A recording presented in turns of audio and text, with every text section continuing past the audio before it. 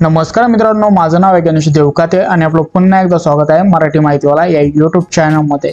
मित्रांनो, आजच्या व्हिडिओमध्ये आपण बघणार आहोत की लाडकी बहीण या योजनेसाठी ज्या स्त्रियांनी अर्ज केले होते ते आता जो 2100 रुपयाचा हप्ता भेटणार आहे त्याची वाट बघत होते, तर याची अपडेट काय आलेला आहे हे आपण या व्हिडिओमध्ये बघणार आहोत। तो व्हिडिओ शेवटपर्यंत बघायचा आहे आणि अशाच लेटेस्ट अपडेटसाठी आपल्या यूट्यूब चॅनलला सबस्क्राइब करून ठेवायचं आहे।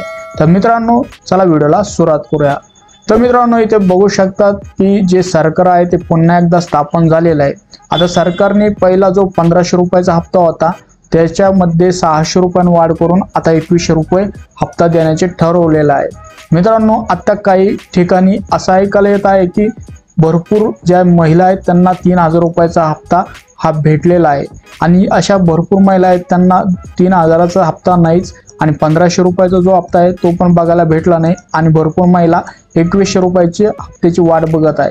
तर मित्रांनो, हा हप्ता न भेटण्याचे कारण म्हणजे भरपूर महिलांनी अर्ज केलेले होते। आता याच्यामध्ये भरपूर महिला आहेत या अपात्र असून पण या मागील काही गेलेले हप्ते भेटले होते त्याच्यासाठी पात्र राहिलेले आहेत। तर मित्रांनो, आता पुन्हा एकदा छाननी चालू झालेली आहेत। आता महिलांना भरपूर महिला अशा आहेत की त्या क्रायटेरियामध्ये बसत नाही आणि त्यांना जो येणारा 2100 रुपयाचा हप्ता आहे तो तर भेटलाच नाही आणि जे 2 हप्ते आहे पेंडिंग मधले 3000 रुपयाचे ते पण भेटणार नाही।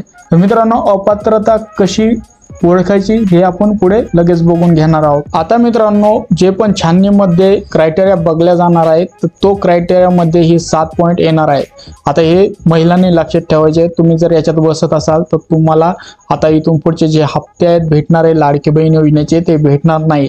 आता तुमचं वार्षिक उत्पन्न जर 2.5 लाखापेक्षा जास्त असेल तर तुम्ही या क्रायटेरियामध्ये बसत नाही। मित्रांनो, आयकर भरत असाल तुम्ही तर तरी पण तुम्ही या क्रायटेरियामध्ये बसणार नाही।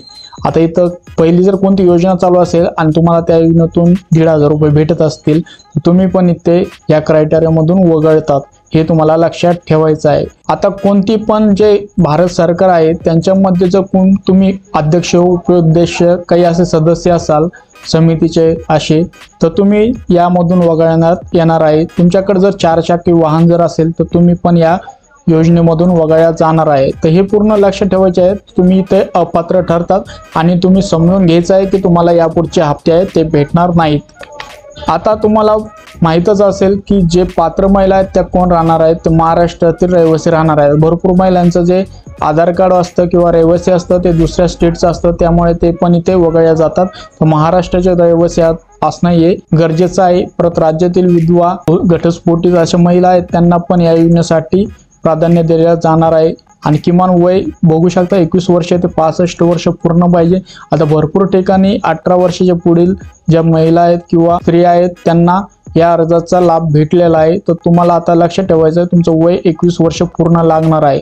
लाभार्थ्यांचे स्वतःचे आधार कार्ड बँक खात्याशी लिंक पाहिजे। आता भरपूर ठिकाणी आधार कार्डला बँक खाते लिंक असते पण आधार सीडिंग नसते, त्याच्यावरती आपले व्हिडिओ बनवलेले आहेत, तुम्ही आपल्या यूट्यूब चॅनलवर जाऊन ते व्हिडिओ बघू शकतात कसं आधार सीडिंग तुम्हाला करायचं आहे हे पण आपण सांगितलेलं आहे।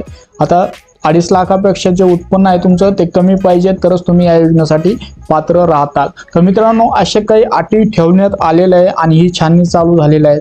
जे पण या छाननीमधून निघणार आहे त्यांना जो 2100 रुपयाचा हप्ता आहे तो भेटणार आहे। ही काही महत्त्वाची अपडेट होती मित्रांनो। ही जर अपडेट तुम्हाला आवडली असेल तर नक्कीच या व्हिडिओला लाईक करा। अशाच लेटेस्ट अपडेट मी तुमच्यासाठी घेऊन येत असतो, त्याच्यासाठी आपल्या यूट्यूब चॅनलला सबस्क्राइब करून ठेवा। हो मित्रांनो, आणखी माहितीसाठी आपले टेलिग्राम चॅनलला जॉईन होऊ शकतात, त्याची लिंक आपल्या व्हिडिओच्या डिस्क्रिप्शनमध्ये देण्यात आलेली आहे। व्हिडिओ बघितल्याबद्दल आपल्या सर्वांचे मनपूर्वक धन्यवाद।